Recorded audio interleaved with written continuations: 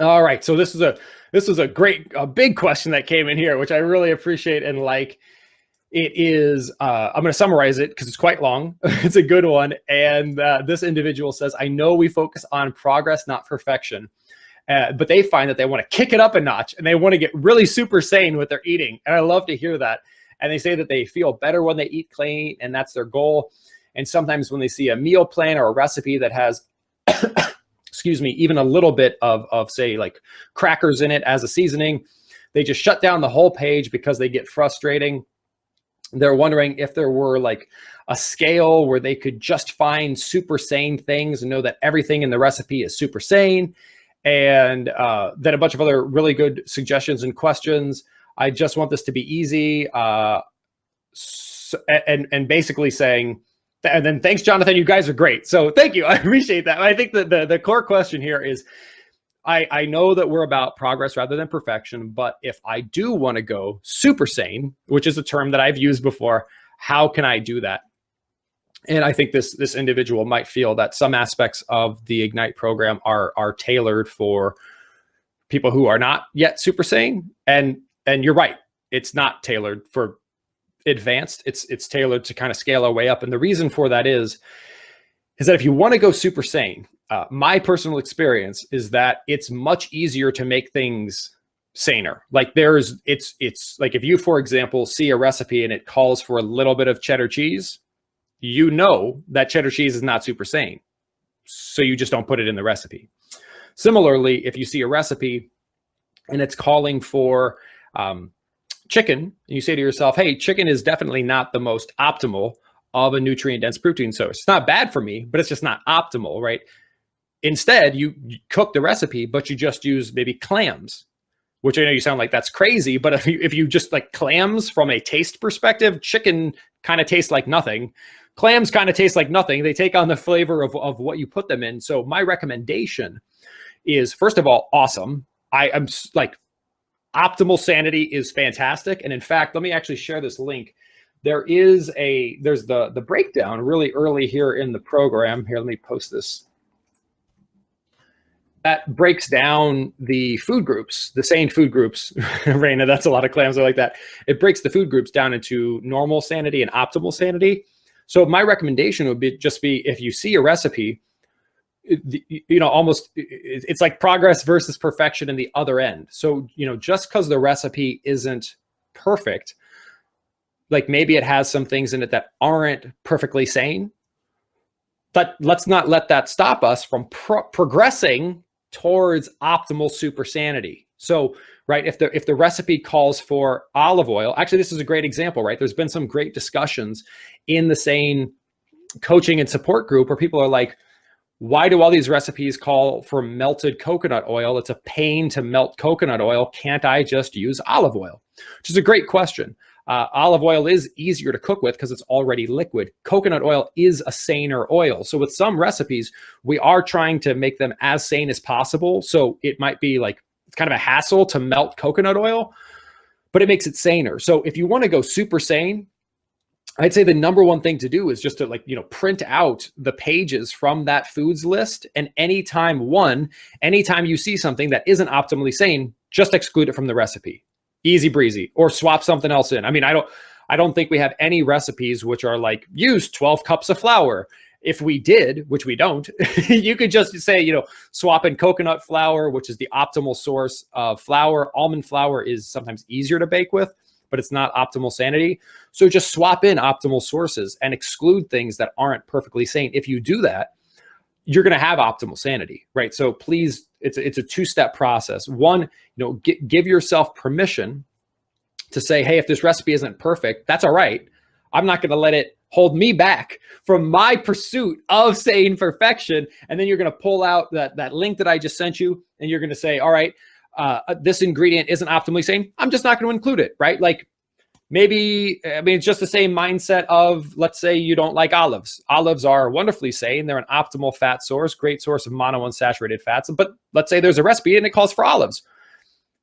You probably just wouldn't put olives in the recipe. Same kind of thing here. Optimal SANEity. You've got your list of sane foods. You've got your list of optimal sane foods. If it's a sane food, swap in an optimal version. If it's not quite sane, don't put it in. Bam! You have just made the entire SANE recipe library optimally sane. And you're really going to see some great results when you do that. And from a vegetable perspective, it's the same kind of thing.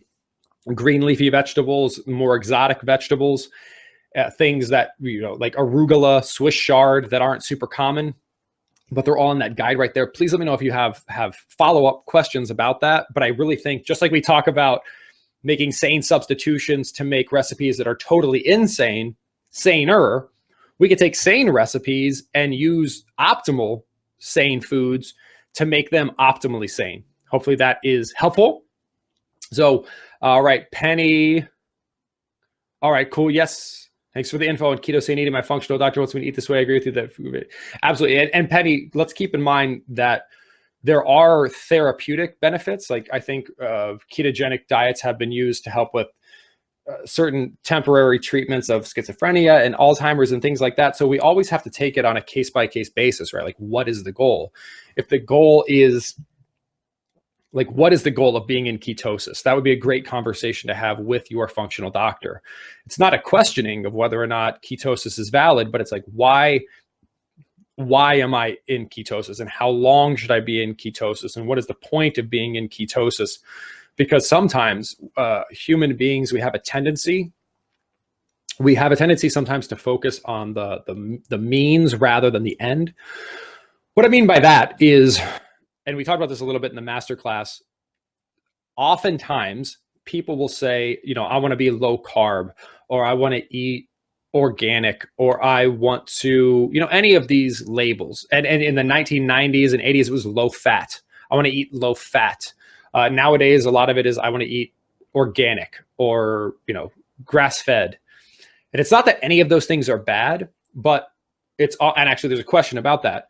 If you think about it just a little bit differently, and this is kind of an advanced sane mental technique, they're all meant to get us someplace, right? Like, we're not eating ketogenic just to eat ketogenically, right? We're eating ketogenically so that blank, like, so that what, right? We're not just eating grass-fed meat because it's fun. We're eating grass-fed meat because of what? And that because of what is really important, because it's different for different people, right? Like, some people are if they're ketogenic because they have seizures and they're trying to minimize having seizures, and when they have seizures, like, they fall down the stairs and can become seriously injured, then absolutely, right? Like, it's much more important to not have a seizure and to not fall down the stairs than it is to eat 14 servings of vegetables versus 8. So that's the key thing, is to have those conversations about, like, why am I doing this? What is the end goal? Because the end goal is not to be paleo. The end goal is not to be low carb. The end goal is not actually even to be sane. The end goal is to be happy and healthy and to reverse kind of whatever is causing us pain. And that's the judge, right? So that's the barometer. And if being ketogenic gets you there, then keep doing it. But I just think that's really important, because we can sometimes get hung up on, like, am I adhering to this set of rules rather than am I letting results be my guide? Because at the end of the day, I mean, that's really what it's all about, right? If tomorrow you found out that eating Cheetos and ding dongs and ho-hos and drinking Pepsi made your lipids healthier and made your A1C levels fantastic and made you feel great, I mean, then it's healthy for you. No human being is that way, right? But the goal is not to adhere arbitrarily to a set of rules, but to focus on the outcome, right? And that's, I think, oftentimes we get that in other areas of life. It's about, if we're planning a family vacation, it's not about, like, we're doing that because we want to have fun. We want to bring the family together. And I think maybe family is a great example, because I think we've all had instances where it's this tool that we're using to try to bring about a certain state. Like, we want to maybe play I don't know, maybe this is going to date me, but when I was growing up, my family played board games, and there were some board games that we just didn't like. And if the goal is to play a board game, that's very different than a goal of to have fun as a family. But if our mind is like, no, look, it's game night, we are going to play a game. Well, if that's making everyone miserable and sad, then is the goal to play a game, or is the goal to make everyone happy? Because if the goal is to make everyone happy and this game is making everyone sad, then maybe we need to play a different game. And it's the same kind of thing with food, right? It's not like being ketogenic is not the end. It's a means to the end. And if it's getting us to the end, rock and roll. But if it's not, then we need to reevaluate it. And we need to always compare to that end rather than the means. Hopefully that makes sense. It's kind of esoteric, but I hope it's helpful. And the next question actually here that was written in has to do with what I just said. And it has to do with what about grain-fed versus grass-fed beef and other meats? So probably the common wisdom, what you've heard is what the science says. Absolutely. Grain-fed beef is not fantastic. It's and this is a great question to couch in the earlier question of optimally sane versus saner. And we should be very clear that there's a big difference here. So I want to be clear that it is okay to just want to be saner, right? To go the vast majority of people who are struggling with their weight and who are struggling with obesity and diabetes and metabolic syndrome. It's not because they're eating conventional beef versus grass-fed beef. I mean, that at that point, we're going from a B to an A+, right? Whereas most of us, we're not trying to go from a 9 to a 10. We're trying to go from not that, right? So from a lower point to a higher point. So this is a great question to highlight that, because it's really easy to say, look, I can't get grass-fed beef. It's 4 times more expensive than everything else, or it's not even available to me. I give up because I can't be perfect. So let's be very clear. There's super sanity and then there's SANEity. Now, what I can tell you about SANEity in terms of peer-reviewed research is SANEity is proven to help you avoid diabetes, obesity, hypertension, dementia, Alzheimer's, cancer, yada, yada, yada. So that's why I'm all about getting us to sane, getting us to non-starchy vegetables, nutrient-dense protein, whole food fats. That is required to be the awesome, vibrant version of yourself. Now, we think that if you've done that and you want to do more, that doing things like grass-fed beef, wild-caught fish should help. It seems pretty clear that it should help. Now, the question is, how much should it help? And is it helping enough to merit the cost? I don't know. That's up to you. You could see how you feel. A lot of people, for example, if you had to choose between very lean grain-fed beef, because the reason you want to do grass-fed beef is it's leaner, it has a better nutrient profile, so on and so forth. But the toxins and the hormones and all that issues in grain-fed beef is found in the fat. So if you get very lean grain-fed beef, and then if it's ground beef, and then you squeeze the fat out with a paper towel, is the difference between that and grass-fed beef going to make a meaningful difference in your life? And that's the key point. That's something we've talked about in previous sessions, is a meaningful difference, right? It could be healthier, but will it matter in the long term? That's the question. Is it worth it to you? So I think, all things considered, if you can easily get wild caught salmon, I personally get frozen salmon patties and canned salmon from Costco rather than their fresh salmon, because the frozen and canned types, not only are they less expensive than the fresh, but they're wild caught. And I have access to both. And when I have access to both, I am going to choose wild caught, especially if it's more cost effective. And if I'm going to eat beef, I would try to get grass fed, but would I personally pay twice as much for it? I don't think the cost benefit is there. And I don't think there is any peer reviewed research that shows the cost benefit to be there. It's not that it isn't better, right? it's called the any benefit myth. Something can be good for us, right? Like is a Ferrari a better car than a Honda Accord or a Toyota Camry? Is it $300,000 better of a car? Right? I mean, they both get you to point A to point B. So I think that's a key. That's just something we have to take on individually. Yes, in an optimal world, right? Not only are we doing grass-fed beef, but we're doing grass-fed organ meats. The muscle meats, from a pure, like, I want to be super sane, muscle meats are nothing from a nutritional density perspective compared to organ meats.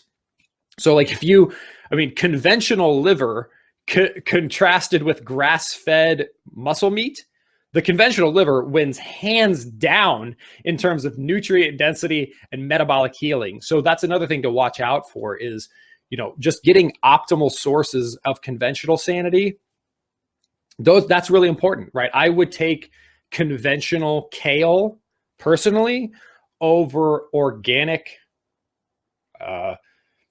iceberg lettuce any day of the week, because like organic is good for you. It is the optimal choice, but like what's essential for life are vitamins and minerals. Like, we know if you don't eat enough vitamins and minerals, you die. That's why they're called essential. We also know that the body can deal with some level of toxins, right? Like, that's why we have an immune system. If we couldn't deal with any level of toxins, we couldn't breathe in our air, right? Our air is polluted like crazy. And in fact, there's a really interesting phenomena. We've heard of post-traumatic stress disorder. This is called post-traumatic growth, which is, in fact, like, we don't want to avoid all forms of toxicity, right? The quickest way to screw up someone's immune system is to have them never be exposed to viruses or bacteria ever, right? Like, it's the whole, like, the boy in the bubble story, right? Where if you were kept in a clean room your whole life and then you ever stepped out of that clean room, you're done for. Because the way biology works, which is amazing, is biology says, hey, I'm going to, like, you harm, I get a little bit of harm. It doesn't mean we want harm, but a little bit of harm can cause growth. So not only, so yes, grass-fed is good, wild-caught is good, organic is good. Whenever possible, we should make those choices. We really shouldn't beat ourselves up if we can't make those choices, because one, it's not clear if those choices will matter long-term. We're all going to die someday of something. So, there's only so much you can do. And then, there's a question as to, what is the right level of refinement for what we're eating, right? At some level, we need our children to be exposed to viruses and bacteria. Otherwise, they don't do well, right? Like, so, that doesn't mean we want to throw ourselves in a room full of people with chicken pox at all, especially not chicken pox. That's no fun. But the point is again, to really understand that our body is a brilliant, dynamic organism that is capable of healing itself, and that it is good to, whenever possible, grass-fed, wild-caught. But please don't beat yourself up if you can't do that. They are the optimal choices. But remember, we're not always about optimal. They're available. We're about what we can do sustainably and enjoyably for the long term. So Bernadette has a good question. Bernadette, I don't think you've ever asked a question before, so I love it. Bernadette is piping up. I like it. When talking about functional and integrative doctors, what things to look for when choosing one? That's a good question, Bernadette. And I've never actually been asked that question before. I've been asked a lot of questions. I've never been asked that one. I would spend a lot of time here in your SANEignite program, especially in understanding a lot of the science and the mental aspects, and just have a conversation. I think one key thing to look out for is the more, actually, this might be the rule of thumb to use. There's two of them. One is any healthcare professional who isn't open to collaboration, like there's actually been studies done on this in terms of like doctor efficacy and surgeons. Like if you were to, for example, be having a medical condition, you were talking to a medical professional and you said, hey, my mother-in-law is a doctor and she said X, and the other medical professional that you're talking to is like, oh, well, why don't you just go talk to them instead? I would not work with that person, because think about it, right? What's the mindset? The mindset needs to be, hey, Bernadette, we need to do everything we can to help you. And the goal isn't like, if you and I are talking, which is what we're doing right now, it's not, my goal is not like for me to be right and for you to listen to me. It's not about me. It's about you, and it's about your success. So if I was your functional medicine doctor and you came to me and you said, hey, Jonathan, it's really interesting what you said about grass-fed beef. My mother-in-law is a doctor as well, and she said this. What do you think about that? I'd be like, oh, that's great. Maybe let's get her on the phone and let's collaborate and let's figure this out. And if you say, oh, I want to get a second opinion on something, hopefully your functional doctor will say, awesome, like, please go do that. Go get a second opinion, because we need all the information we can get. So the first thing I would say is their openness to collaboration and to divergent opinions. Because remember, just like I said earlier, we are results and outcome focused. We're not about being right. We're about being healthy and about being happy. So they should be open to collaboration. They should be open to differing opinions. And that's how science is done. Right? That's how science is done. We have conflicting ideas and opinions and we test them. And then we look at the results and then we refine. But when we don't look at the results, we have what happened in America over the past 40 years. We're like, fat's bad for you, sugar's great, just keep eating this way. And then the obesity and diabetes rates are doing this. And the medical institution up until about 10 years ago was just like, we're right, results are wrong, blah, da, da.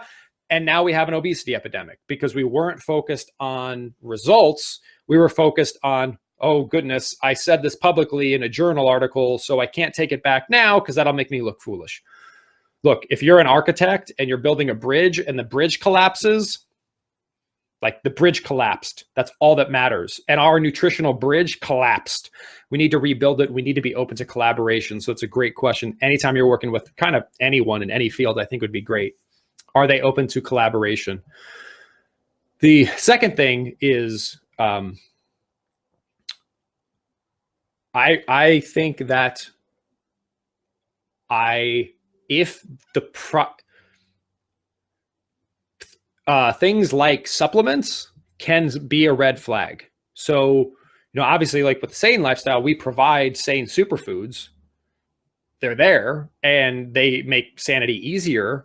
But we're not like, okay, hey, to go SANE, you need to spend $700 on this superfood, and then you need to mega dose this, and then you need to do these 15 other things. Not that can't work. Like there might be some instances in which that is necessary. But remember, these things are called supplements. So they're like, if our supplement bill is higher than our grocery bill, like there is no supplement in the world, and there will never, here you go, on record, there will never be a supplement in the world that will have as much positive impact on your life as a good night's sleep. Done, right? So, oh, and there's a third tip. I forgot. I don't remember it, but like focusing on that stuff, like eating nutrient dense foods, moving your body safely, getting a good night's sleep, minimizing stress, staying hydrated. If you don't get those things right, everything else is like, I've used this analogy before, and I'll use it again. They're a little bit like if you walked outside your house and you saw your neighbor and their car was burning, like the car is immersed in a ball of flames, and your neighbor comes strolling out of their house and their windshield's dirty, like it's got a bunch of smut on it from the smoke, or soot, excuse me, smut. And they're like cleaning their window off with some Windex while their car is burning. That's crazy. Like, your car is on fire. Don't worry about the smudge on the window. Yes, the smudge on the window is unfortunate. Yes, having a clean windshield is good, but your car's on fire. So, our first steps are getting those nutrient-dense protein, whole food fats, low fructose fruits, and non-starchy veggies, getting that quality sleep, keeping those stress levels down, building those loving relationships, moving our bodies a lot in a low impact way and a little in a high intensity, safe way with eccentric exercise. Getting that stuff right is so much more important than anything else. So if anyone is like, well, I wouldn't worry so much about your sleep, instead take this pill, I would run the other direction, and peer-reviewed research supports that. And the third thing I would say, and Bernadette, I really actually appreciate you asking this question, because it's very rare that I've asked a question that I've never been asked before. So I'm sorry that I'm kind of rambling with this one, but I think there's some good stuff here. The last question is, oh, Bernadette, I lost it. So it's no, I think it was the focused. Oh yes, the last one is certainty. So this is a big one. Nutrition is incredibly complicated. Hormone balance is incredibly complicated. We are just starting to understand these fields. So you'll notice that sometimes what I say and what you see in the SANE program, it's flexible. It's like, do this, and if it works, keep doing it. If it doesn't, stop, do something else.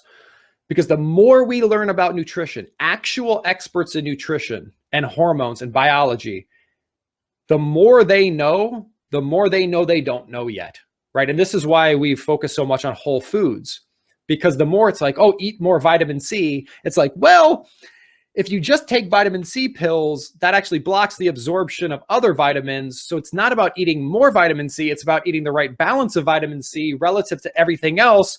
And right, so it's not like vitamin C from an orange is literally treated differently. If you eat an orange and it has 30 milligrams of ascorbic acid in it, which is the technical name for vitamin C, and then so if you take a person, you feed them an orange with ascorbic acid that has ascorbic acid in it naturally, and then you take another person and you feed them just 30 milligrams of ascorbic acid, you will see, independent of the sugar intake, like the actual receptors will behave differently in those contexts, because vitamin C in the context of an orange with fiber and with all the other vitamins and minerals, like that's totally different.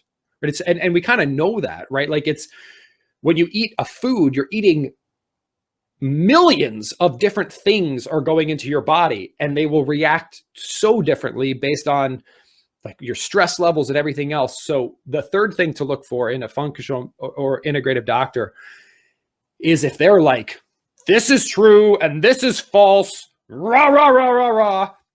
And I know, and I'm certain, and you should definitely do this all the time, run the other direction. Because with most things in life, the more a person actually knows, the more they'll be like, hey, try this, but keep in mind that we don't have all the information yet, because yeah. So hopefully that kind of, it's kind of like the teenager mindset where we're like, I could speak for myself at least. I think maybe we all had this experience. Like when we're younger, we objectively know less than when we're older, but we think we know everything. We're like, oh, yeah, this is totally what I should do. My 15-year-old self is totally sure of everything. And my 15-year-old self had way less knowledge than I do today. And the older I get, the more I'm like, well, there's another way to look at that.